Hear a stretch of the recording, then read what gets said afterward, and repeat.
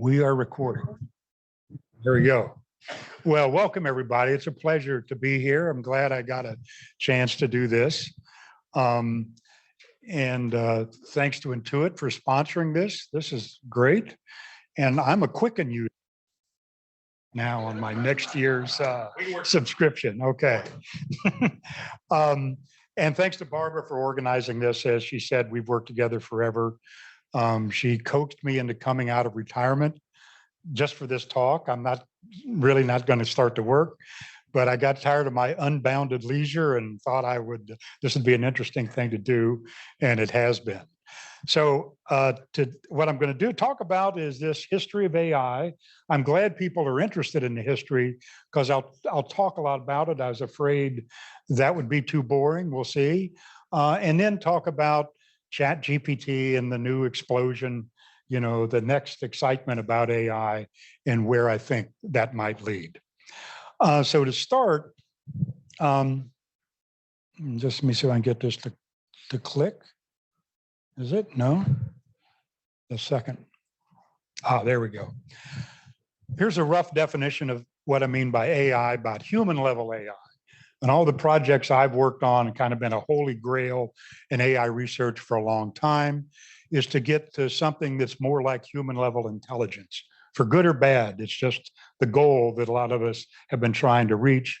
This is how I break down what that means. These are kind of the cognitive functions that an intelligent person or intelligent machine would be able to do. So what people have been working on pieces of this for a long time. I'll kind of walk through that history and give you my assessment of how we've done along the way. Now, first, Barbara's mentioned a little bit of this. This is my AI background. I was fortunate enough to work in some really interesting places. About 3 years ago, I retired from Facebook AI research, which was exciting, and they had great food. That's what I remember most about that. But DARPA was really, I'd been in and out of DARPA, worked there for 15 years off and on. And to me, that was really the significant AI experience and what I'll talk most about. Also at a few other places, Park, the fabled Xerox Park years later, and Allen Institute for AI. So back when last time I was at DARPA, around 2016, there was another publicity craze about AI. Deep learning had just exploded. People writing about the AI apocalypse. There's just a lot of discussion in the press. And DARPA said, how can we characterize the history of AI in a simple, straightforward way for people to understand? So we began to describe these three waves. The first wave, when people had to handcraft their knowledge into either logic programs or symbolic things or rules. And then somewhere around 1990, 2000, this machine learning wave took over. And people found they could train their programs with lots of data in the right machine learning algorithm to do things automatically. And that really caught on. Now we're in this third wave. We're not quite sure what it's going to be. 5 years ago at DARPA, we thought it was going to be creating explainable models. You'd find a way to merge learning and reasoning on a model that was very understandable. I don't think that's quite turned out to be the case, but I'll cover that later in the talk. So now, just to let you know, I think I'm well qualified, probably uniquely qualified to give this talk because I manage programs at DARPA in each phase. And just to prove that, here's my badges from DARPA and my 3 waves as I got grayer each time, right? Yeah. And here's what we meant by the waves. This is how we are characterizing it. We put this story together. This is a rough graph of research funding over the years. And up until 2010, DARPA was probably the only game in town. AI didn't work. It was very much an advanced research project. A lot of that funding came from DARPA. And as it began to pay off, of course, now industry has kind of dwarfed the funding in the area. And the big thing about these waves, there's always summers and winters, as the AI people will talk about. There's a lot of excitement, a lot of stuff in the press. Everybody thinks AI is going to work some miracles or do some damage. You end up with a pretty mediocre capability, and there's disappointment, and there's a winter. The funding dries up, nobody's interested. So that's continued through the years. although there's global warming going on in this weather pattern. Every summer is a little hotter, every winter, is a little cooler. And now it's, forest fires every time a new AI capability comes out. But I'll walk through these waves. Let's start with the beginning. This is what they kind of credit as being the beginning of the field of AI. In 1956, these research leaders had a workshop at Dartmouth where John McCarthy, over on the side there, actually coined the phrase artificial intelligence. And they gathered some plans on what could we do? How could we build an intelligent piece of software in a computer? And John and Marvin Minsky on the other side were mathematicians. In the middle is Alan Newell and Herb Simon from CMU. Alan Newell was actually a psychologist, cognitive scientist. His interest was not building a clever AI system, but could you build models of human cognition that let you know how humans thought? Herb Simon was an economist who was interested in it for other reasons and ended up winning a Nobel Prize. But those are kind of the guys that started it. I was lucky to have John and Marvin both worked on a couple of my programs years ago. Of course, all these guys have passed away by now, but they were real leaders in the field. So in the first wave, their idea was that you wanted to capture what they thought was the most important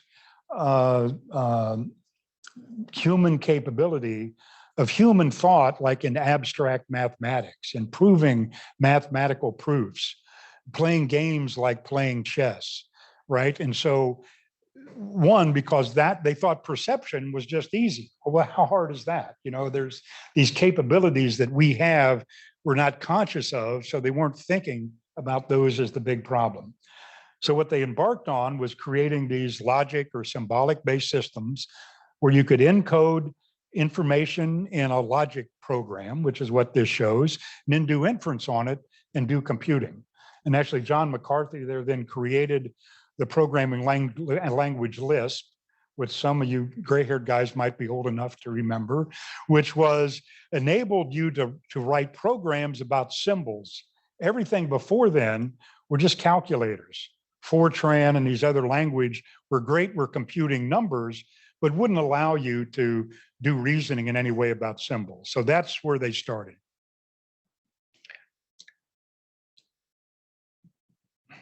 Let me see what. Now, here's some of the early AI projects then that followed. These were in the 60s. First, there's Shaky the robot, the well-named robot that was developed at SRI, probably the first complete robot they tried to do. It would take it all day to walk across the room. It was programmed with a logic program, give it a goal, get to that point in the room. It would find out what operations it had, and it would slowly reason about how to do that. In 1968, Doug Engelbart had this, what he called the mother of all demos. Kind of amazingly, in this demo, he had the first demonstration of hypertext, of a text editor. They did collaboration over network they kludged together. And it was the first use of the mouse. They actually created the mouse for that product. You'll see a image of his initial mouse there. And he actually created a companion device to type with, which was a cord device. So you wouldn't have to use the keyboard when you had your hand on the mouse. You could learn to type with this cord system, and that's all you needed.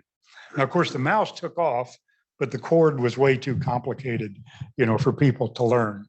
The last one was the Harpy speech understanding system. This was another DARPA project, probably the first demonstration of speech understanding.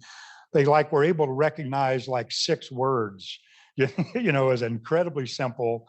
And even there, they began to find the logic approach didn't work.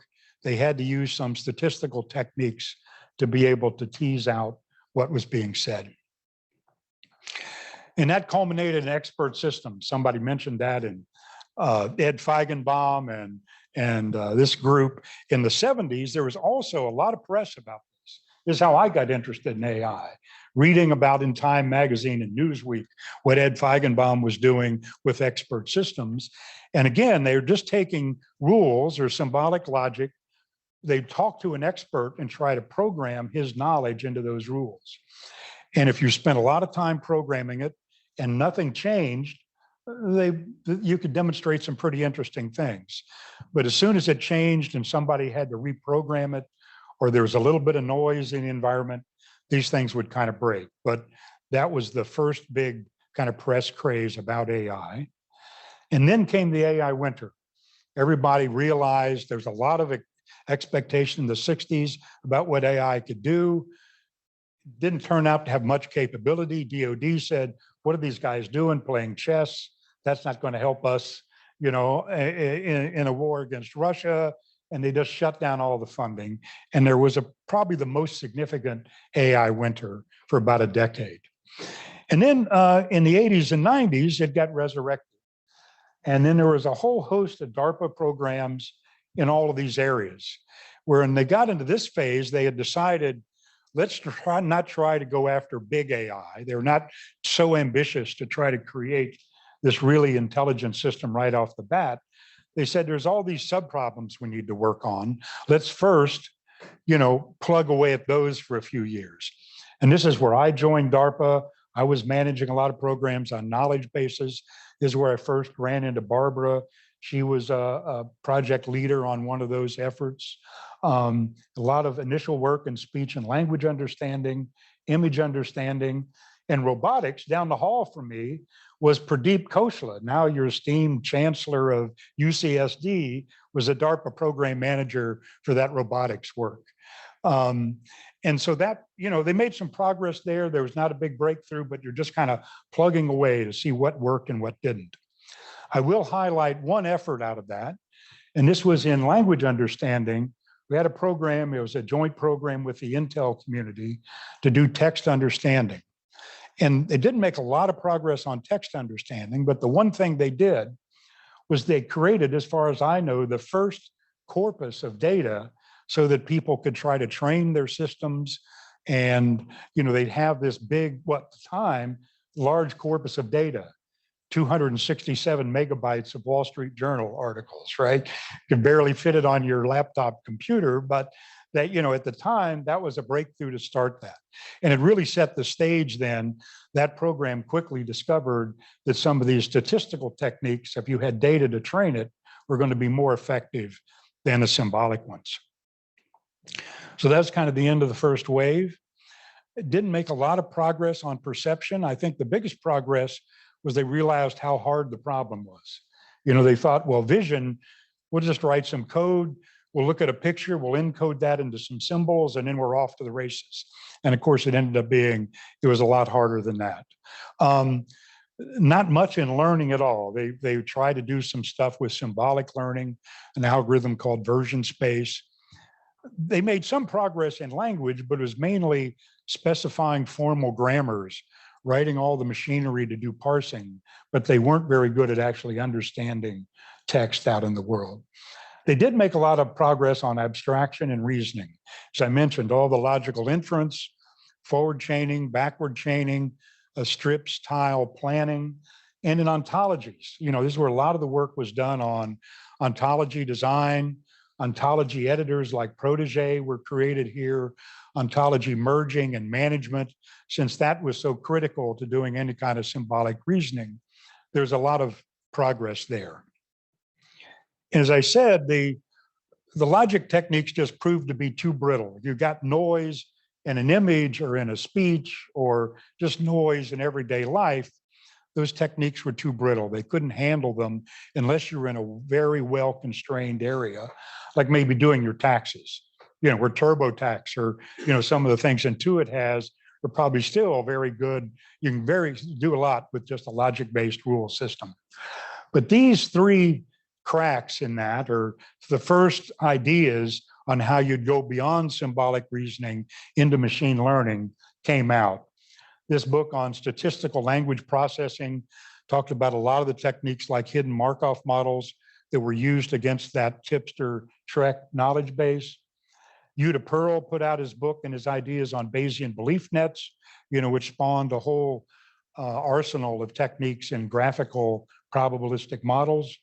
Another Rummelhelt, who's also here at UCSD, and McClellan, who were actually cognitive psychologists, neuroscientists, published a book about neural nets, connectionism, saying knowledge in the human brain is not represented as symbols. It's actually some sort of configuration of neurons or network in the brain, and you really ought to look at solving the problem that way.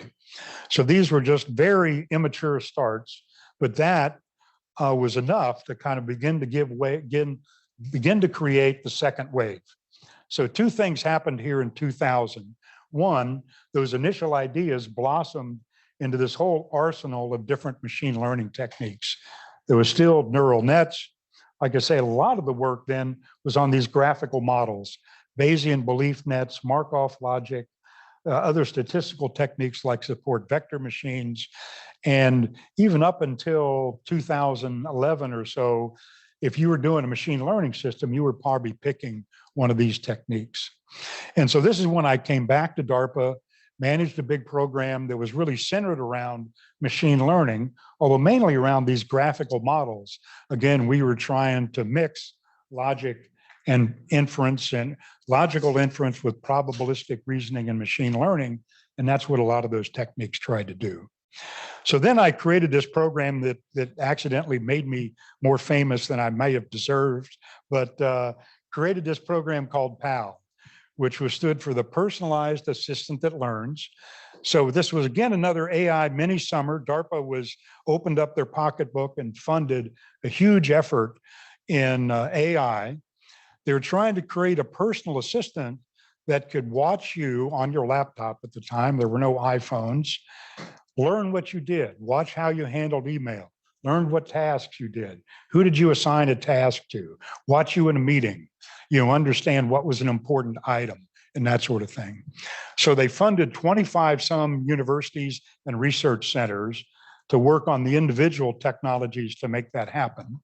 And then we challenged our integration teams, and SRI was one of those, to pull all that together and create a prototype of one of these personal assistants. So what you see in the middle is what SRI put together, something they called Kalo Express. Kalo was the name of their assistant. And it was something you could run on your laptop.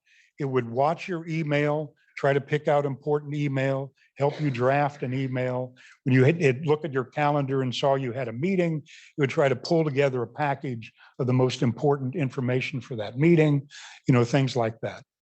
So in 2008, the program ended. DARPA's funding stopped. And luckily, these guys that had created this Kalo Express went out and created a venture. And in a year or two later, came out with their Siri product, which was a separate company in that point, and posted it in the Apple Store. And actually, 3 days later, Steve Jobs calls them up and invites them to dinner. And they made a couple $100 million. I didn't get any of, and and the rest was history. And but it produced a lot of interesting technologies. Although Siri becomes the thing that everybody knows. Once you have Apple's marketing department advertising your product, it gets to be pretty well known. Now, at that same time, this was not my project, but one run by a whole group at DARPA. DARPA created a series of challenges to try to drive the autonomous vehicle technology. At the time, you couldn't have an autonomous vehicle that could, drive 10 miles unsupervised on its own, right? So they created a course in the desert. I can't remember, 20, 30 miles, I think was the first one. Challenged teams to develop a car that could drive that course on their own. And the first one, nobody made it. The CMU car, which you're seeing there, went about 7 miles, burned up its tires because it thought it was on the road when it wasn't, and just spun its tires until its tires blew. So that was a big embarrassment. DARPA went back 2 years later, or a year later, had the second grand challenge. And this time, 5 of the cars finished. The one who won was a car from Stanford called Stanley. And the team that won that race were then a couple of years later hired by Google to start their self-driving car and the stuff that's Waymo today and that sort of thing. And then with that success, then a few years later, DARPA did another one where they challenged people to drive in traffic. These other ones, they were on the road by themselves, but they didn't have to pass other cars or anything like that. In this one, they did, right? And we only had one fender bender, I think, in that, but mainly because the cars were sometimes so slow, the car would sit forever trying to decide what to do. The next car would say, this old lady's not doing anything, and would try to pass. Just about that time, the first car would take off and a little crash. But anyway, that really kind of set the stage and created the seed technology that gave birth to all of that. And a few years later, one of the other program managers, Josh Alspector here, had a program in deep learning. Now, at the time, neural nets were around. There was people kept doing ideas on how to make neural nets larger, more effective. And in this program, here you have most of the who's who in deep learning: Andrew Ng, Jan LeCun, Joshua Bengio, everybody except Jeff Hinton, who refuses to take Department of Defense money, but kind of worked with these guys. They developed a whole new architecture for deep learning that was more effective. And then a year later, this research team at Google kind of did this breakthrough demonstration of what deep learning could do. The problem was there's a data set called ImageNet, which the vision researchers all used at the time, were just a collection of thousands of photographs. Each photograph has different objects in it. And now your task is to have your system look at a photo, identify what's the object. Is this a cow? Is this a house? Is this pretty simple stuff now. And the vision researchers had plugged away at it for years. And if you had a really successful system, you did like 2% better than the guy last year. And suddenly this deep learning system came in and reduced the error rate like by 25%, just kind of blew the competition away. And a few years after that, just refining that deep learning architecture, they could do equivalent to human performance on that system. So that was the next big publicity craze, if you will. After this, you started hearing a lot about AI, about deep learning, about what it could do.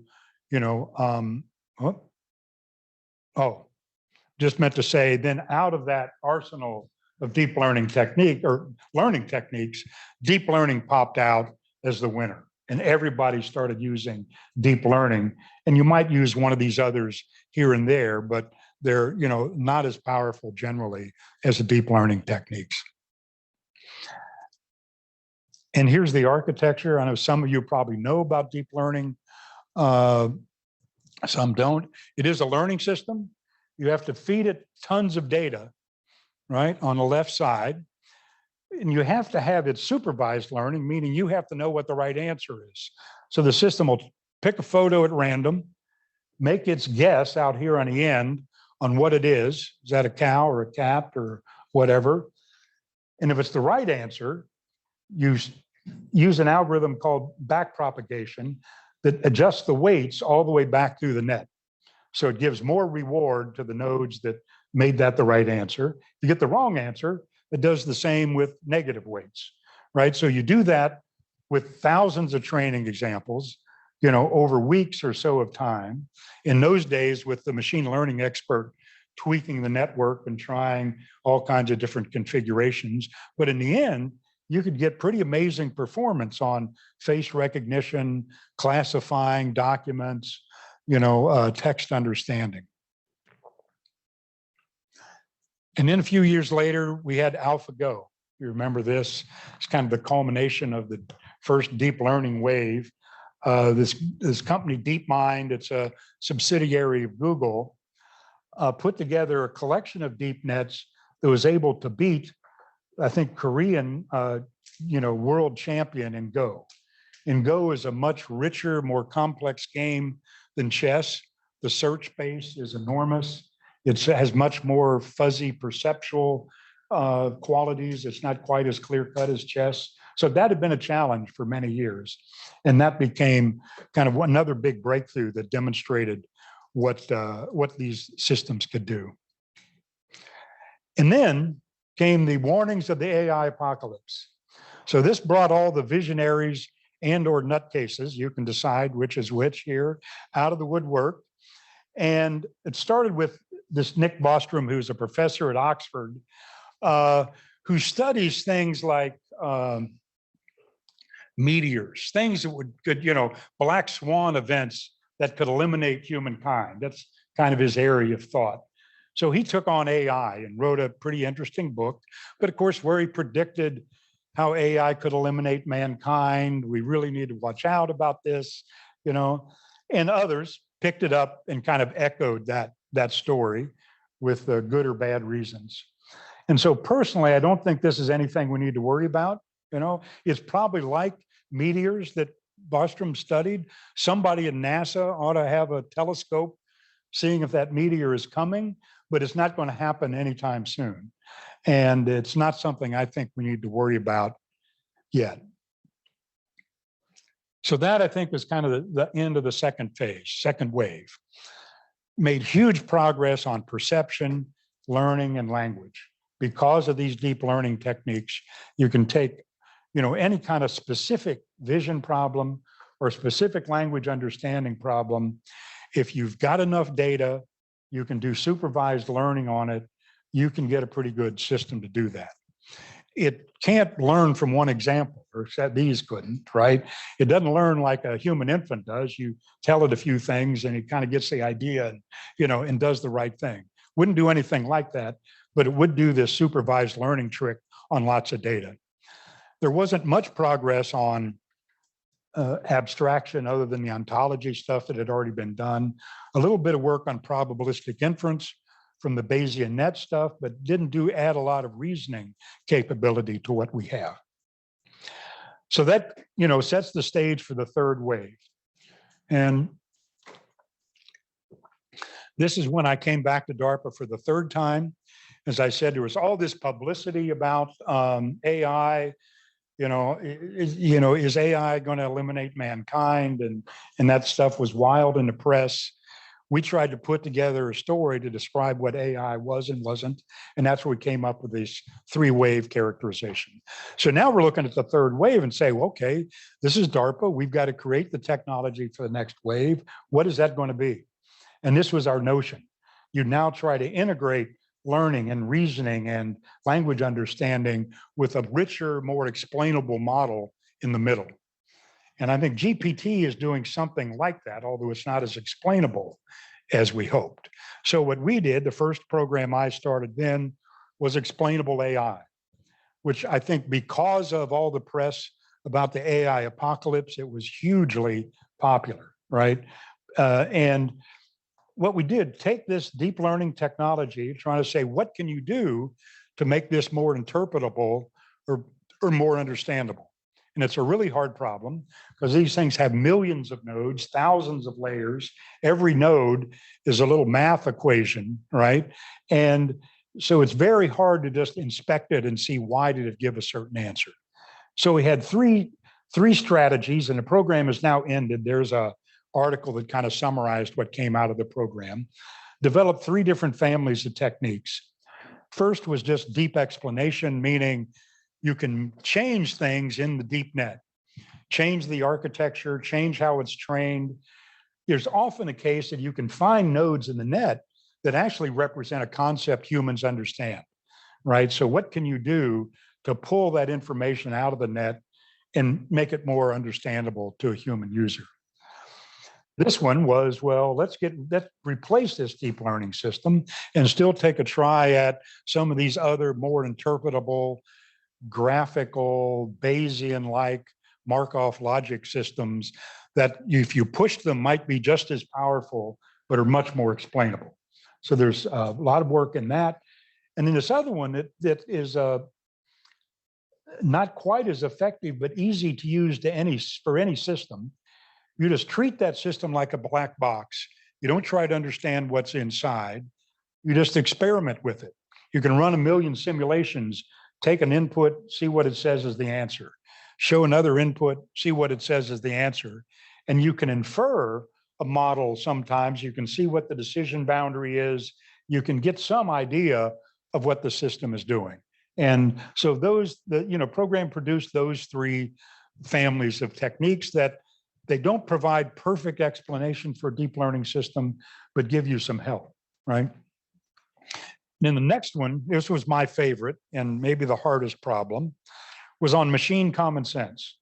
So we're trying to build a computer that, like this robot in the center, he knows all about how to saw this limb, but if he doesn't have enough common sense, he's going to sit on the part of the tree that will fall after he sawed the limb, right? And so common sense is tricky in that people aren't conscious of it. You don't know the millions of facts about the world that you learned as a 2-year-old, right? And so for a long time, computer scientists didn't even realize it was there. It's like dark matter in AI, but it's something that humans know instinctively and quickly, and machines are very hard to program with it. So we tried 2 tacks for that. This one ends up being very much like what the large language models are doing. And a lot of the researchers on this use those models, or they weren't at Google and OpenAI, is you just take all these machine learning techniques, you turn them loose on the web, have it learn everything it can, right, through a variety of techniques. And it ends up, it can grow a pretty good common sense a store, if you will, and can answer questions about it. And ChatGPT has kind of blown that away. It's really taken that and done it in spades. Doesn't have all the common sense that we wanted, but really shows it can learn some. The other one I've always thought was the more interesting one, and this is still going on, was even these systems like ChatGPT doesn't have the common sense that an 18-month-old has, right? Child can play with blocks. They understand when somebody has a goal, they've got models of people in their world. It's just amazing capability there that we can't duplicate in a computer. So we have teams that combine developmental psychologists with AI researchers to try to look at everything we know about what an infant does and his cognition. How can you program more of that into a computer and then challenge them to actually perform the same tasks that an 18-month-old can perform and see if they do it the same way. So that's a really hard problem, but I think still there's something to be discovered there before we really kind of nail human common sense. But then came BERT. So here we are in 2018. The guys at Google had taken the basic deep learning system, scaled it up to just an unbelievable scale, reading the whole web, training the thing for months on a building full of servers, do the kind of thing that they love to do well. And they created a new architecture, something called a transformer architecture, which is a little complicated to put into a diagram, but it uses an attention mechanism to have a better idea of what's important and what's not as it's doing this learning in a simple way. And so then that enables it to have a better idea of what are the relevant words and phrases, what are the relationships it discovers across vast volumes of text. And it started to blow away all the natural language tasks. It could read an article and summarize it. It could answer questions, including some common sense questions. And that was kind of the beginning of this large language model kind of revolution. Then for the next 4 years, there are a lot of people who were in this game, but these are the big commercial players that really had the money and resources to go after these large language models. Of course, Google kept on with BERT. They did a whole bunch of spinoffs of that. And Facebook, I was there when they were doing BlenderBot, which was a really interesting chatbot. You'd carry on a very engaging conversation with it. Although it was trained on Reddit, so you never quite knew what outrageous thing it was going to say, right? So they didn't dare release it to the public, but as a research step. And then just last year, they cleaned that up, really improved it, released a system called Galactica, which could have been the publicity hit that GPT was. They had an enormous large language model, trained it on scientific data, and it was intended to be a research assistant for a scientist. So you could ask it a question, it would find the research for you. It's a beautiful idea. And they tried to bound it, in a domain, but it made so many errors they had to take it down in 3 days. And the worst of these, one of the worst errors these large language models will make is they hallucinate. They're really trained. They've read all this information. How they're trained is they're trained to predict the next word in the sentence for every word on the internet, right? So just this enormous amount of training, but it doesn't have any kind of real model of the world, but it knows what sounds right, what sentence, what should be the next word here. So it could generate scientific references with perfectly plausible real research names. With the title of a research paper, it sounds like exactly the next research paper in that area with a date and volume numbers and the whole thing, but it didn't exist, right? It just kind of hallucinated that answer. So that's, and I'll get to it. OpenAI has done a lot to improve that, but that's the kind of mistake these systems can make. At that same time, OpenAI got in the game with GPT, which seemed to really improve the situation, and they cranked out their versions of GPT over that same time. But then here's what they did that really made the difference, that made GPT kind of the notable success that it is. This first column is just that building the large language model with thousands of GPUs and months of training and reading all the information you can feed it. That's the real time-consuming piece. That's what all the big players were doing. But then OpenAI did a lot of work on these other 3 phases that really fine-tuned the model. For example, it's rumored they paid an outrageous amount of money to have 100,000 or more question-answer, prompt-answer pairs written by human experts, and then retrained their system on those. So it really got a much better idea of what's an appropriate response. When is something accurate? When is it not? Is it more safe to use? And then something they called reinforcement learning from human input, have the system generate multiple answers, and then have armies of humans rate which one of those answers is better, and then retrain the system with that. So as a result of that, GPT still makes mistakes, but it's much, much better than the earlier systems. So then they hit, the press with the results about GPT, Chat GPT. Can't read this. I've got the references here for all this stuff in the slides. These were all the tests that they gave to GPT. Passed the Uniform Bar Exam, aced the SAT, the GRE, a self-assessment test of medical knowledge that doctors might take to gauge their own knowledge, passed all the major AP exams, did the theory part of the sommelier test. I guess if it had taste buds, it could do the whole thing.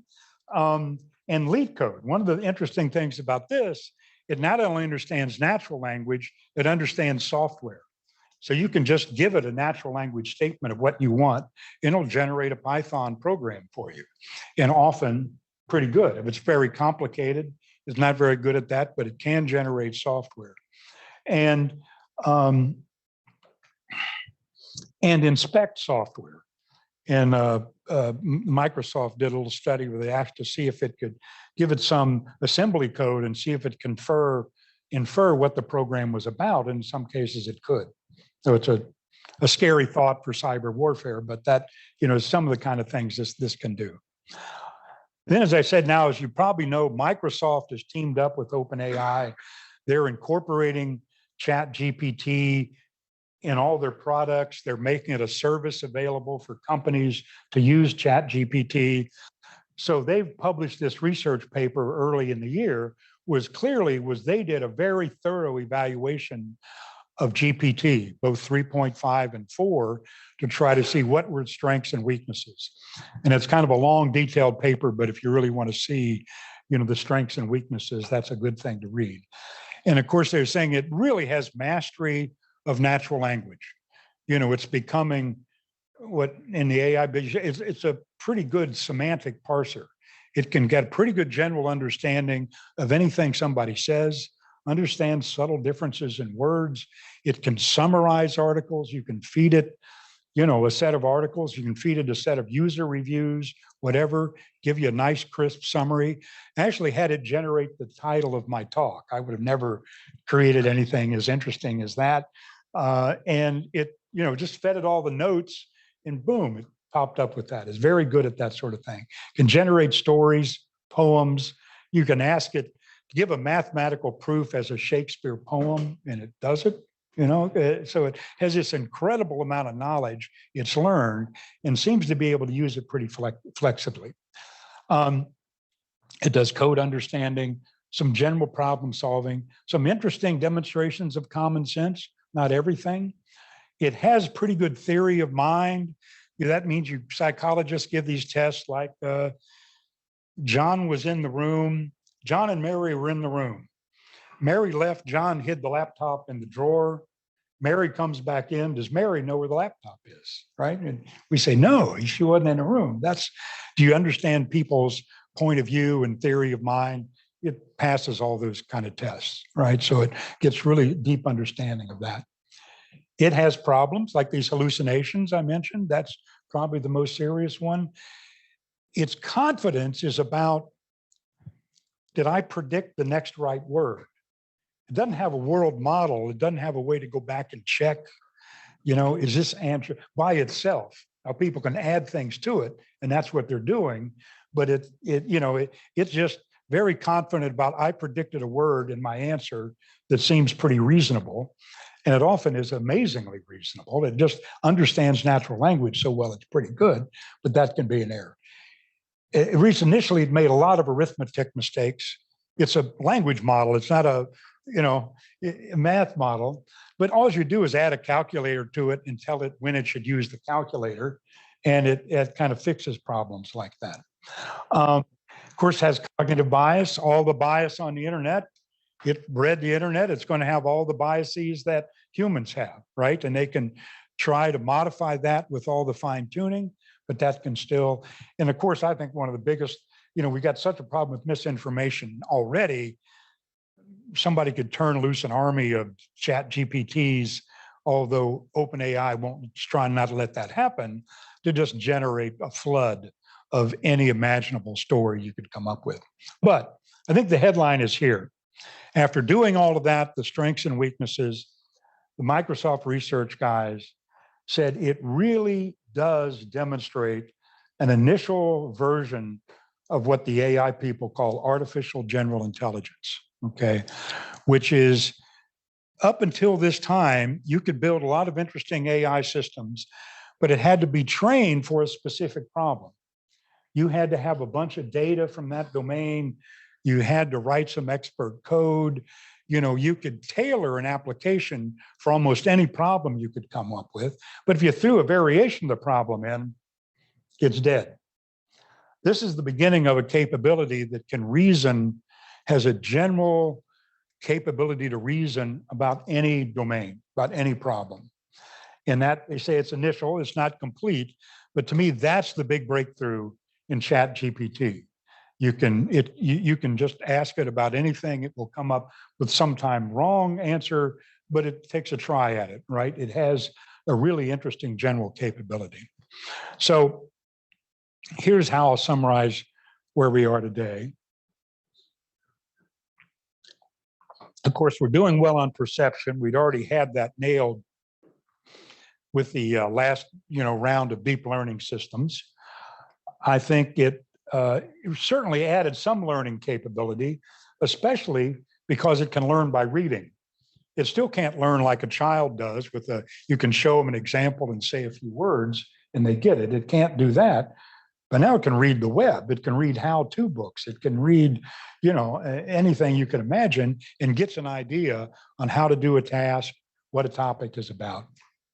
Of course, I think natural language is the real payoff. It really has a mastery of natural language. If you need to have a user interface where you want users to converse with it in natural language, I wish the Verizon help system had this, right? You get tired of 25 menus until you're saying, I want a goddamn human, that sort of thing. It may not give you a human, but do a lot better job up front, right? It's really going to understand, for the most part, what people are saying. You can teach it what tools to use or what to do to respond. Abstraction, I think here it's the payoff is summarization, transformation. It can do abstract thinking. It does very good summaries of complex articles. It can reason by analogy, which was one of the tests here. It can translate into almost any language, including math, including programs, right? So you can ask it a question, say, give me the output in HTML, and it'll give you a perfectly formed HTML program you can just pop onto a web, right? So a lot of interesting things there. And the reasoning is this basic general intelligence. I think that's got a ways to go to refine it. But that's been a holy grail of AI forever, to have a general reasoning capability. And GPT is really kind of gave us the initial version of that. So what's going to happen next, right? What's the impact going to be? One, who knows? The door is open. This is going to be the Wild West. It's like when software started being used in the 80s, there are suddenly thousands of little applications. Only a few of them were really effective. But I think this is going to open up a door for all sorts of work. Here's Bill Gates' version of that. He said he thinks he's seen two revolutionary advances in his career. The first was when he saw the first graphical user interface, probably at Xerox PARC, which gave him, which became the basis of Windows, the Mac operating system. Any kind of modern user interface uses that kind of graphical user interface. The second one was when he sat down with the guys at OpenAI and they showed him what the current version of ChatGPT could do. So, he thinks eventually it's going to change everything. It's going to take some time for the dust to settle to see, what it does, but it's clearly a fundamental capability that can be used in all sorts of ways that we haven't even imagined yet. So I think that it's hard to tell what the specific changes will be, but something's going to happen. So a question might be, if you're a developer or you got a product, what can you do with GPT? Here are kind of 4 options of what you can do. Oh, and I'm going to post all these slides, by the way, too. So, but first, you can just do prompt engineering. You hear a lot about that. Now, ChatGPT is prompted in natural language. For this, you don't have to write any code. You just tell it your instructions as clearly as you can. Exactly what data do you want it to look at? What role do you want it to play? Barbara is an expert at prompt engineering. She spends half the day and sometimes half the night asking medical questions of ChatGPT and Bard, and to say, take on the role as a researcher in COVID, and then give me the answer from that point of view. Or you can say, give me a poem for a 3-year-old, and it will take a try. It not only can give you a good answer, but has all this knowledge about how different people in different roles would answer that question. As I say, you can ask for all sorts of tasks for it to do, especially about language. As I mentioned, it can summarize things, infer it, like sentiment analysis, is one of the examples I've seen, transforming it, translating it in different languages, transforming it for different purposes, expanding it. You can say, write me an email and tell this guy to get lost, and it will, generate that and, take on the role of a polite responder and tell this guy to get lost, and it'll do that.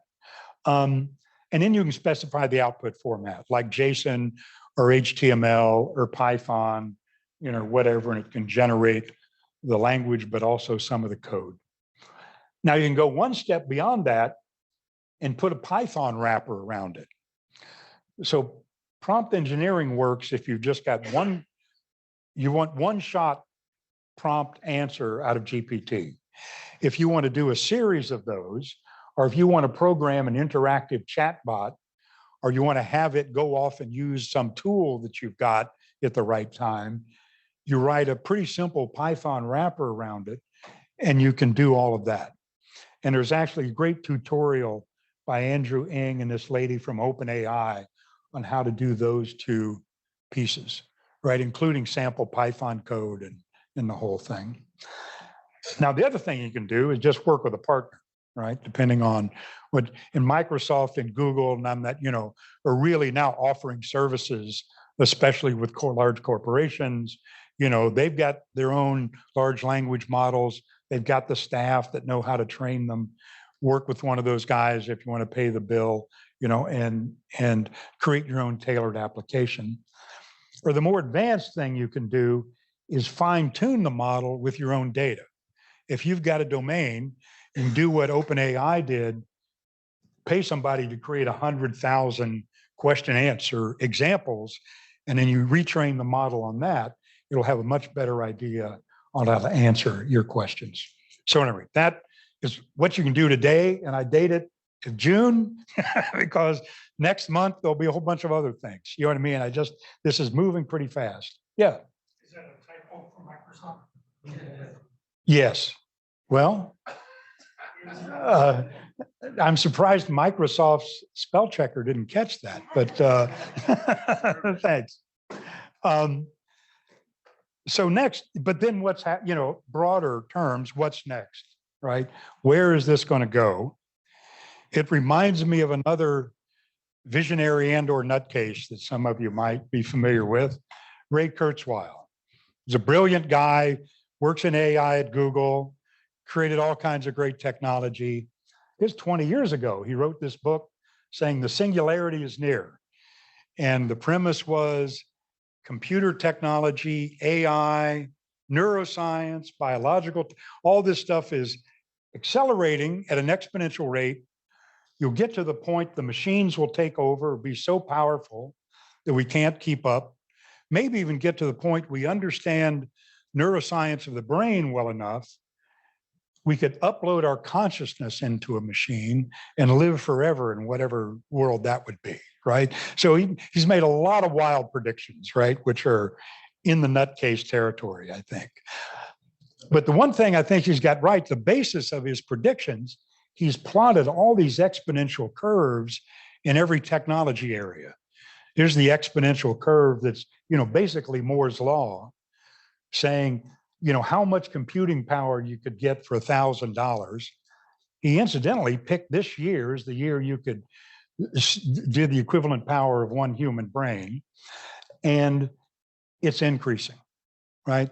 So it's not only the computing power, you just get this synergistic effect of there was large language models.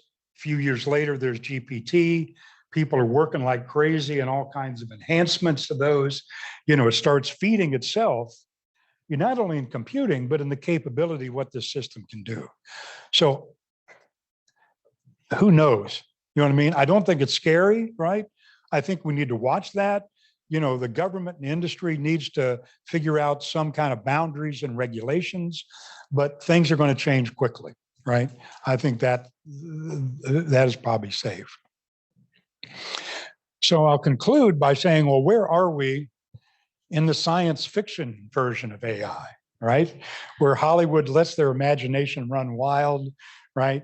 And we get these sequences of increasingly sophisticated AIs, right? My own opinion is we're back here. Okay, amazing as this capability is, we haven't created the robot Isaac Asimov envisioned, in 1950, right? So we've got a long way to go to really have, these are kind of very, with nobody in the world is going to let ChatGPT run a spaceship, right? Right? It would make Hal's mistakes look like child's play. So you're just don't have an AI capability that's there. It's amazing what it can do. I think we don't quite know how people are going to apply it. It's going to change a lot of things. And I think improve the user interface, improve products, improve the capabilities of a lot of things, change jobs, right? It's going to have every one of these waves eliminates some jobs and adds others. You don't quite know how that's going to play out. it does a pretty good job at law. It might eliminate a lot of lawyers, which is not such a bad thing, right? And so anyway, who knows? But I think that's where we're going to go. Okay, thanks. That's all I have. Thank you. We're going to, and now we'll question away. Alan, did you want to? We've got some questions online too. We're going to alternate here. Okay, we have one question online.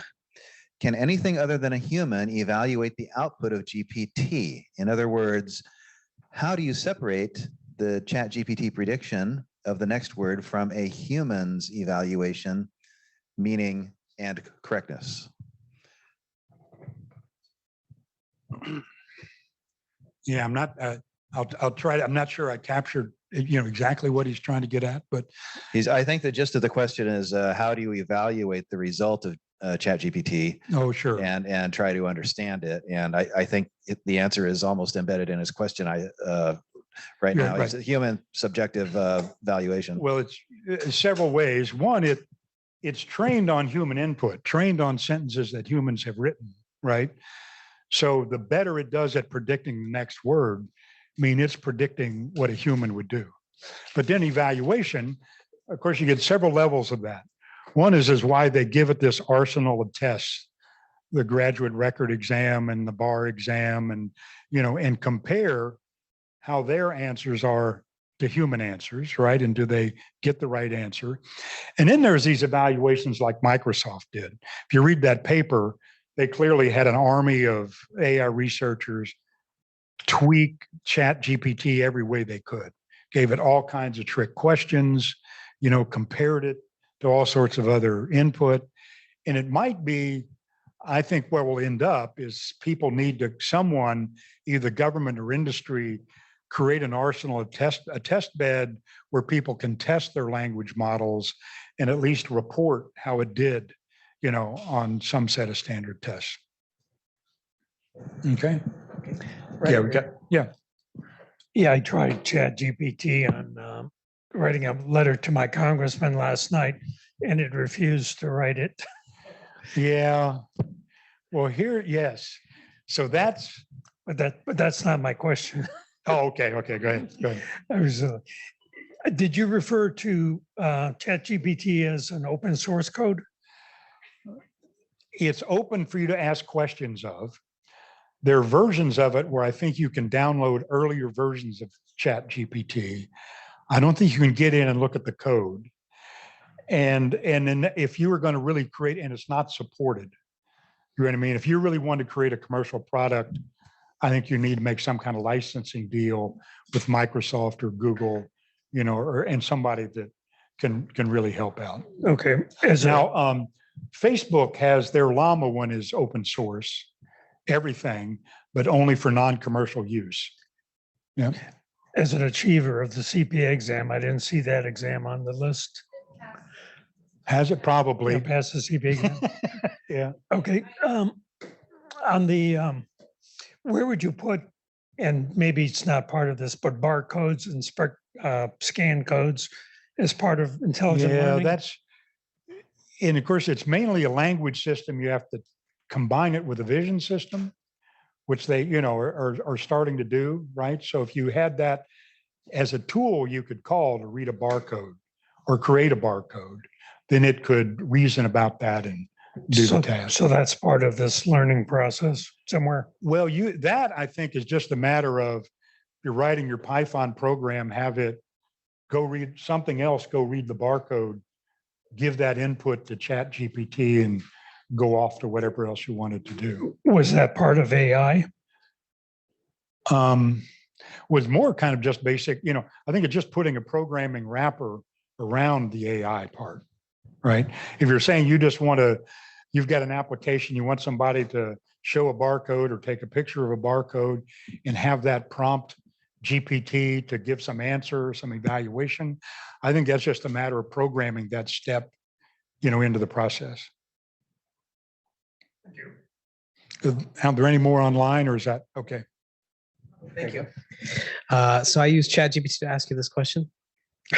Nah. Thought it'd be appropriate. Uh-oh, I don't know if I want, I'll have to get Chat GPT to give the Yeah, answer. I have to get so- ChatGPT. I actually asked it for its answer too, but I want to hear what Okay. you have to say. So, David, regarding the AI apocalypse as a black swan event, do you believe that the primary concern is human misuse or the potential of AI to become uncontrollably autonomous, or both? That's what Well, I. both, clearly. I think have it become so uncontrolled and so powerful that it could do some damage is a stretch. You know what I mean? Of course, human misuse, what if Vladimir Putin had a Chat GPT? You know what I mean? And I'm sure he's trying to develop one, right? That's, there's some things like that might be used in cyber. It's interesting, cases where it might be used for cyber attacks, right? Especially for phishing attacks and that sort of thing. It's so there's some dangers there, but I think those are now you're in an arms race, right? If you're in cyber defense to try to use Chat GPT or your own techniques to detect that. About it kind of taking off on its own, that's kind of been the fantasy that I've heard somebody call this the rapture of the nerds. It's like if you ask a 10th century monk, he would tell you about when Christ comes and we're all going to heaven, right? Computer science guys like to speculate about this AI system that becomes so large and powerful that it takes off on its own and creates its own world with or without us, right? I don't think that's very likely, right? Again, I think it's worth somebody worrying a little bit about it. It's worth somebody, putting some boundaries on these things. But sorry to go on about this. Remember when I was running the PAL program, we advertised we were creating these systems that could learn on their own. We got a serious letter from a congressman saying, don't turn on that system unless we know it's not going to be the Terminator, right? You know what I mean? So I suppose that's a potential, but it's just so far away. I don't think we need. I think so. And certainly a nearer term one is humans using it for ill. And back to your question, this is why Chat GPT is so conservative. It will not say anything even remotely inappropriate, right? Or risky. Yeah. Now everybody, there's a part of the game to see if you can make it do a jailbreak. Guys on Discord where Barb hangs out, right? Right. Trying to see if they can trick it. Yeah. What about these videos that they used to create a false video? Yeah, that's another, and that's a similar but a slightly different technology. And OpenAI has their Dolly vision system that can create those videos. Same thing, that can clearly be used to create an image of anything you can imagine, right? And even before GPT, that was, deep fakes was already a huge problem, right? And I know that DARPA's had a program for years here saying what technology can you use to detect that it's fake? There's often something a little wrong in the pixels or, something that's done by the computer that would not be in a normal photograph, but it becomes an arms race, right? You've got to improve your technology to detect it while they improve the technology to fool you. But last week, they impersonated a girl's voice and got a mother to pay a ransom. Wow. Yeah. And that's not even Chat GPT. That's other technology that I think is open source. If you got enough videos or samples of somebody's voice, you're just training it on the old fashioned deep learning system and it can already do that. Yeah. We've got two more yeah, questions on this side of the room, yeah, then yeah. I'm coming over to that side of the Okay. room next. Yeah. To get to AGI, do you need a structured knowledge base of at least deterministic knowledge and possibly also of stochastic knowledge? Well, that's a good question. And for us, those of us that grew up trying to create knowledge bases, the sad fact is Chat GPT doesn't have one. Yeah. Well, Right. could you use machine learning to create structured knowledge? Well, actually, that's some of the researchers on that DARPA program are taking large language model, asking it a million questions, vet it a little bit, and then create a knowledge graph with more dependable information. And other people are using Chat GPT just as a semantic parser, but they translate it into some other model that they understand and trust. You know what I mean? So they would just use Chat GPT to understand the question, then send that to some other more dependable system. Yeah. David, thanks for speaking to us. Your explanations were really great to listen to and clear and deep. So that was fantastic. Thank you. I would like your vision of the future on this question, which is how does theft work with LLMs? Is it possible to just steal an LLM by stealing a 60 gig file and running it on your own hardware? How might this look for corporations or espionage, or maybe a motivated Edward Snowden type actor? Can these things leak? What does that future look like? Well, that, of course, I think at the time being, the real large language models are with Google and Facebook and Microsoft and OpenAI, who've got pretty good cyber defenses against this thing being stolen, right? Now, I suppose if you created your own application, right, they may not be able to get into the large language model itself, but if they could steal your application, they could probably dig into that and see, what other stuff you've done in it, I think. But if someone takes a 60 gig file, somehow magically Sam Altman defects and takes this file, does it run somewhere else and can be replicated elsewhere? Well, I think that there's versions of the GPT that you can get and run. And I know that Facebook has this Llama model, you can do that. I don't think you can easily open that up. That's the model itself is encrypted and try to protect it so you can't get in there and inspect it. You can ask questions. Now, I think there is some of the Facebook ones and some of the earlier, smaller language models, the research community just puts them out there. Although, of course, they're so large, it's kind of unwieldy. Just go to your server in the garage and run it. You know what I mean? It's just, there's some impracticalities with it. Okay. Over here. Oh, no, he had a question forever. I don't know. Yeah. So my question was, I've seen that the robots in Space War that have machine guns. I mean, it doesn't seem like we're too far away from robots that shoot people. Well, we could build a robot to shoot people right now. It just wouldn't be very discriminate about who it shot, right? That, you know what I mean? And so. Right, but what's the acceptable level of mistakes, right? Oh, yeah, no, I had a lot of discussion with the Pentagon about this with explainable AI. What if you've got, of course, their policy is you can have an automated system. No automated system is ever going to pull the trigger. A human has to pull it, right. But he's getting advice from an automated system that he may not understand, right? And that you get into a pretty complicated ethical question. But I think at least our Defense Department is working hard to prevent that. I'm not sure China and Russia will do the same, right? That's the kind of issue we're going to have with it, right? What? A nuclear bomb as well. Yeah. Although they're not going to let the bombs, not going to let Chat GPT, even the Russians, get a hold of a nuclear bomb, I don't think. But yes. Actually, I had a couple questions. They really come from a sociological perspective, the human side of it all. When we first saw AI hallucination, why? Why did it hallucinate? Why did it hallucinate? Oh. Is it that human nature to always be right or to always provide an answer? Or is there less going on than that? Well, it's a little bit, I know humans, it'll generate an answer that are completely wrong, but sound completely plausible. I get those all day long. Right. So it is, in that sense, it's a little like a human, right?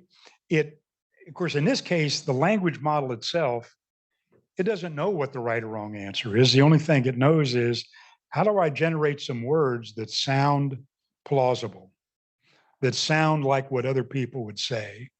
And that's kind of very much what, some people do, right? So I think and now they're doing all sorts of things to ground it, constrain it, not let this thing hallucinate. There's a lot that can be done to double check its work. The language model itself it's just trying to predict the next word. It doesn't do anything to check its answer, right? So you can add other systems alongside it, especially if it's anything very critical that ought to, check that answer pretty thoroughly, before it does it. And I've heard one of the open AI guys say it's a lot like, what's the phrase? Fast and slow thinking, type one, type two.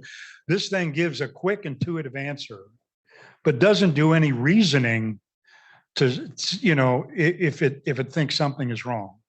So a lot of people are trying to add a type two system along with it, right? So you kind of get that combination. Also, the hybrid technologies, we had an example of that the last meeting. Yeah. Explaining exactly how he is using, Yeah. the logical knowledge-based system, causal reasoning Right. mechanism, to try and validate or invalidate ChatGPT's answers. Yeah. Provide explanations. So secondarily, along this path to singularity, 2050 or whatever we think we might reach that if we believe in this concept. Right. I have friends who often say to me, help me with my ChatGPT. It starts every email reply with, I hope this message finds you well. Yeah. Now, I have chat groups with friends. I have actual work I do with people doing consultations. And if I know you, I can tell ChatGPT wrote that for you in literally less than 5 seconds. Yeah. If I don't know you, it takes about 10 seconds. Yeah.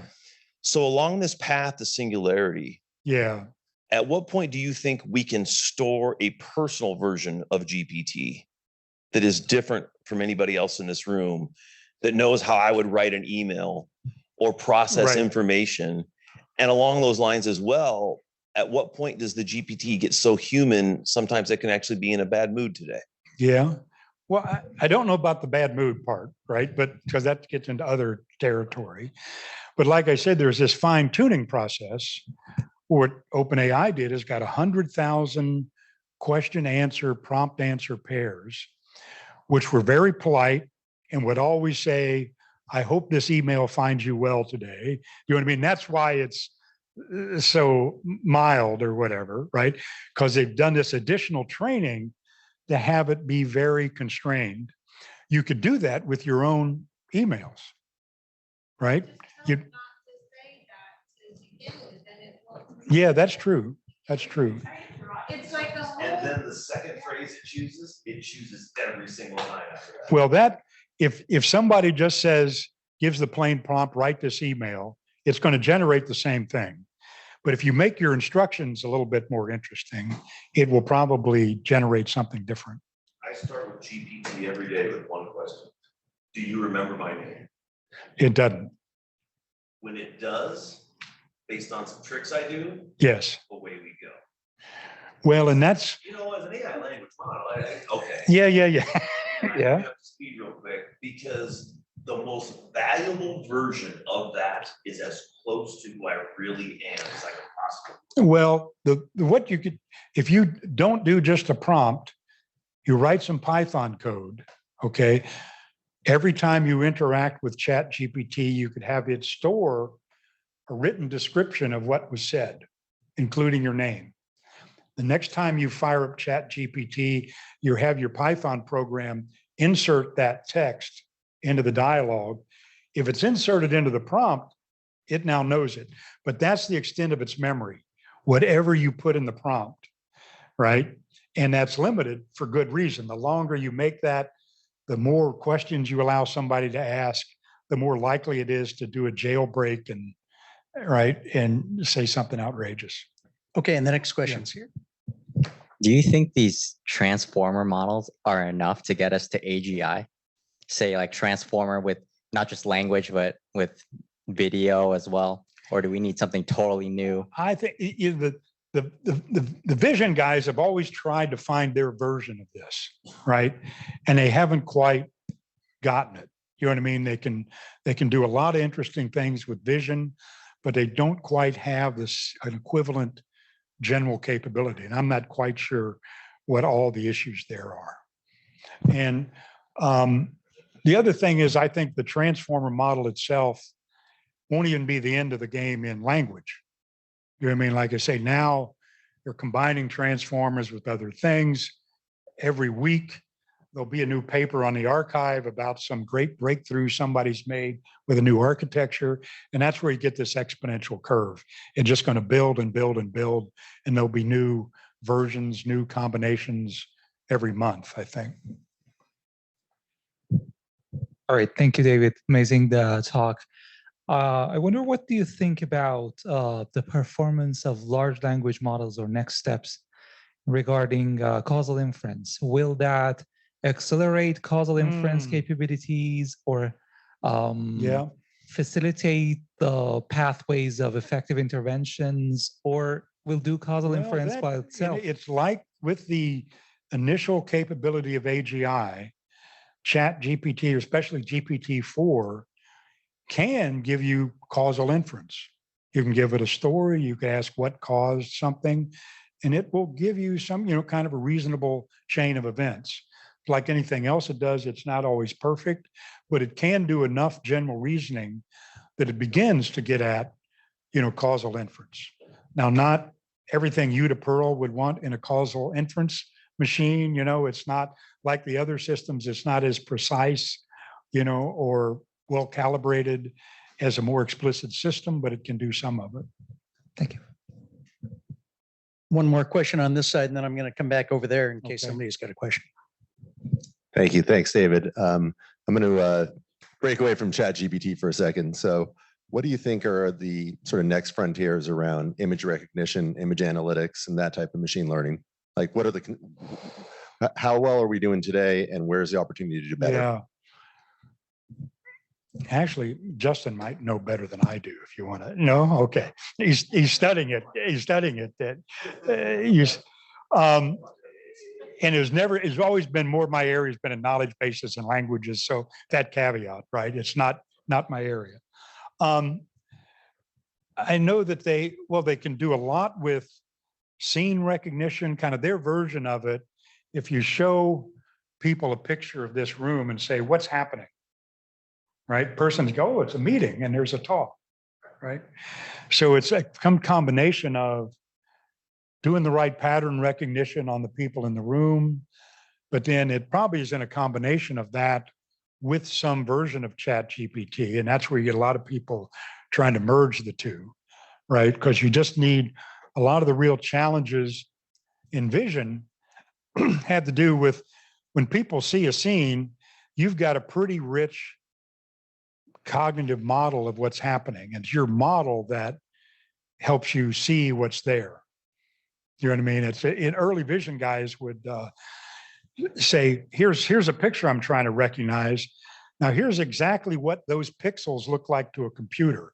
And you blow it up and it's just nonsense, right? But we know the surrounding scene, the context, and we can infer all sorts of information in the actual visual pixels that we see. So I think it has been one of the barriers, but they're working on it.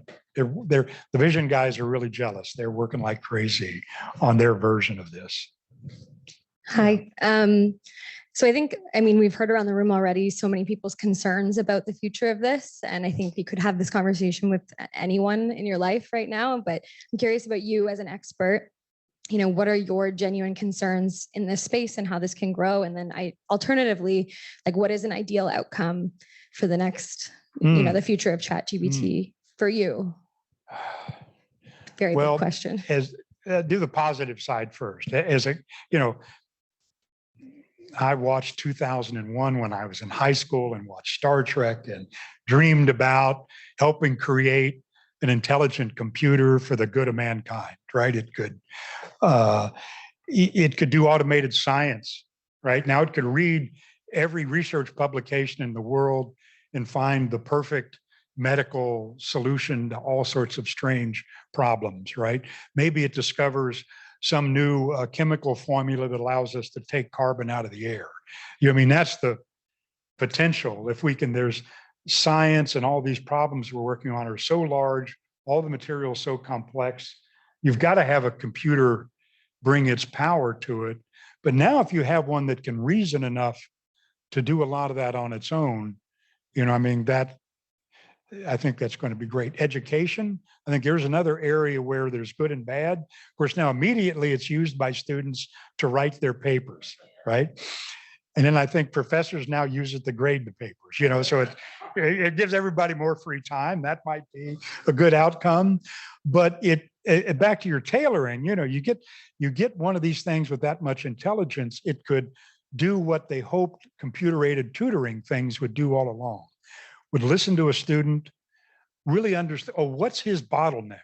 What's the one thing he doesn't understand that would make this clear and generate that example for him? So, yeah. Quick follow-up on that. So we see this lawyer that was in the news recently that had this legal brief, which, it hallucinates 3 cases. Right. So it saves his attorney 10 hours of work, but he doesn't take 10 minutes. Well, you can't change lazy humans, right? Although it becomes tempting because it generates such a good answer, you get accustomed to that and you don't check it. But back to the danger side, right? I personally think, well, I'll give a thing that's not much of a danger, but irritates me. It's back to your question, and you want about it wouldn't write a letter to a congressman. ChatGPT could generate a lot more interesting things, but they're so scared that it's going to say something the least bit inappropriate that you get these mild, mundane answers out of it. That's not a big problem, but right?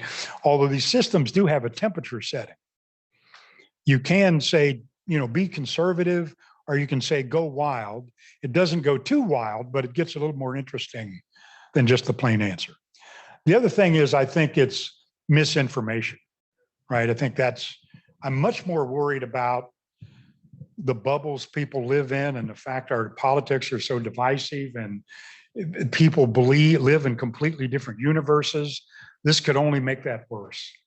And that's a much bigger threat than the computer eliminating mankind, is letting Congress, eliminate mankind because they can't agree on anything. If GPT wanted to create its own false narrative to preserve itself. Yeah, no, that's where you really get into science fiction. News articles online. No, this thing, it doesn't have agency, it doesn't have an intention, it doesn't. No, it doesn't have any intentions, other than predict the next word. And that's where it's hard to get this chasm between what real AI has and what immediately pops up in science fiction. Is the thing has agency, feelings, it wants to blah, blah, blah. So far, these things don't have anything like that, right? So inherently, every movie we find entertaining is when it goes off the rails. Oh, sure. Where's the movie where everything works out wonderful? The same with all the AI apocalypse stories. That's a lot more interesting than, yeah. So do you foresee a path where we can do inference on edge devices? So on microprocessor LLMs, do you foresee that, or is that so far in the future? Certainly if you've got Wi-Fi, and your edge device can call the mothership in the cloud, you can do it. For a very low latency. Yeah, well, there are people working on, and I think Facebook has done some of this, take a huge LLM and compress it down to a much simpler, less compute intensive core that's not quite as capable, but still pretty good. Although with that, they mean it could run on a couple servers, not a building full of servers, right? You know what I mean? It's not quite down to what you can do on an edge device. But who knows, NVIDIA, all the chip guys are going crazy to now can they package, they've already done that with speech understanding and, and created specialized chips that can do a lot of that on your watch or your phone. Maybe, I think that's a few years away. Thank you for the talk. It's been awesome. It seems like one of the big bottlenecks is the initial training of the LLM. Yeah. That's the biggest most time consuming Right. training step. Right. Is there work happening to either reduce that time or have a model sort of learn continuously, if that makes sense, where you can Sure. feed it new information and it kind of Sure. evolves over time? And that the continuous learning part, of course, people are trying to do it more efficiently all the time, but so far it's this enormous scale that kind of gives it its power, right? And that's why the continuous learning is still a challenge, right? You'd really like it, kind of much what you're saying about your personal assistant. You know, we looked at that in that PAL program. You'd want it to learn every day. You know, somebody you worked with is no longer there. Now you've got a new person, you know, adapt to that. And it's just it's very hard to do. You know, it's just from the very beginning, these learning techniques work by having huge amounts of data to train an incredibly complicated model. You know, and so you just give it one instance, and that doesn't change the weights in the model very much. So that's still a research challenge, I think. So just real quick, so I was just talking with Chad, and we're okay to go over 8:30 if you want to. If people still have questions and you want to answer them. Yeah. Okay. All Okay. right. So 3 more questions? Yeah, sure. Okay. Cool. Thanks. Great talk. I really appreciate your time. My question is very similar, actually. On one of your slides, you listed a bunch of core areas that were sort of highlighted in yellow that were TBD. And one of those was long-term memory. Yes. And I'm wondering how important you think that is in terms of the overall advancement of AI, irrespective of GPT or any model. Well, it's critical. If you want to do anything serious, you want long-term memory. And that gets back to this problem, the way these models work. It has access to anything you put in the prompt, but that's it. It doesn't remember your name from the last prompt, right? So that's somewhat intentional on their part, especially these Chat GPT they release to the public, to not let it go wild. But again, you can, they're working on increasing the size of the prompt or the memory you can give it. Although that makes the training time worse. You know, I mean, it's an expensive thing to do. But more practically, the thing is, you put your Python wrapper around it, you keep your own database of the long-term stuff you want it to remember. But now, at least today, you've got to load that into the prompt. So you're limited by 50,000 characters or whatever the limit is on the prompt. You know what I mean? Now you might be able to devise write a cleverer program where it could stop every once in a while and pull in some other data. You know what I mean? So that's kind of what it does if you're programming your own chatbot. You know, you ask the first question, it stores that, then you ask the next question. Now it keeps all of that and gives it to Chat GPT in the next round, right? So anyway, it's a big limitation, and you know, people be working on ways around it, but not there yet.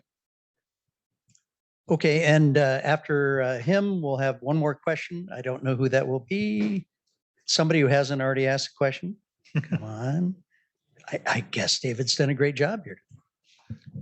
Hey, David. I use ChatGPT to help me generate this question. So given that AI technologies often lack basic common sense possessed by toddlers, what ongoing initiatives or techniques are being explored to imbue AI systems with the ability to reason and predict based on intuitive understanding of the world, similar to how children do? Well, that's great. And that's the one program that I started has got a track trying to do exactly that, right? So they use a variety of techniques, and although we picked an 18-month-old because they don't yet talk, when toddlers start talking, you know, language just changes the world, right? And so, but they still have this enormous amount of common sense about they can play with blocks, they, you know, understand people. There's all these videos they have of got a little toddler, somebody's trying to open up a door and they keep pounding on it. The toddler knows what he's doing and goes and opens the door, right? So there's a huge amount of common sense. What we're doing on that program, as I said, you've got teams from MIT and Berkeley and Oregon State that have the best developmental psychologists that understand everything kids do and the best AI scientists. And they gave them the challenge.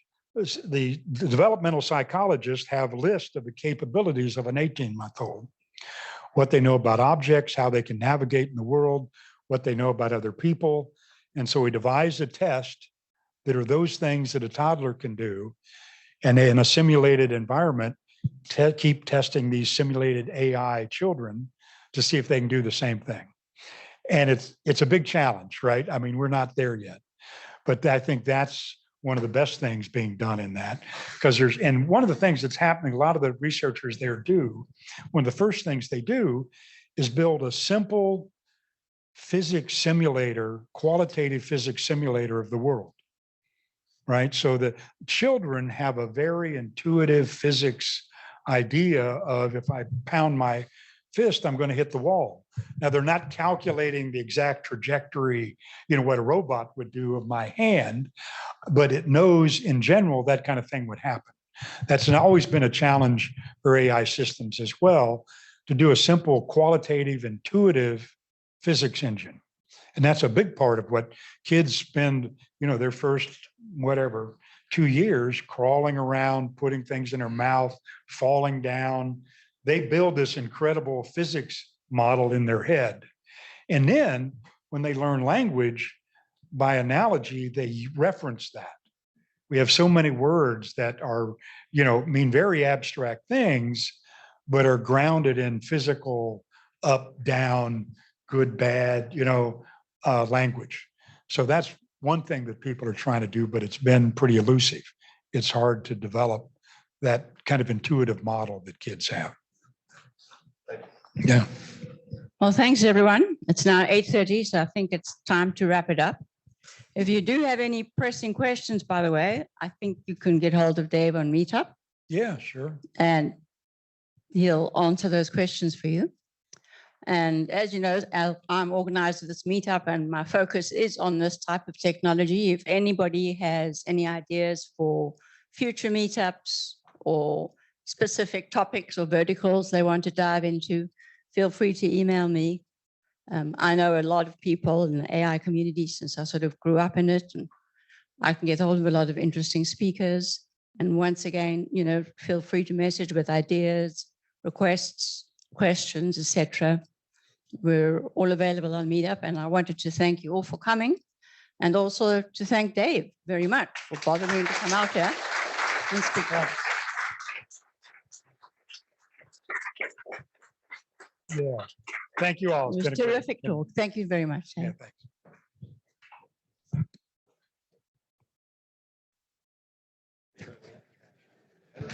Oh, and if everybody, Intuit's been very nice in hosting us tonight. If we could kind of take our trash to the trash receptacles, that'll help clean things up.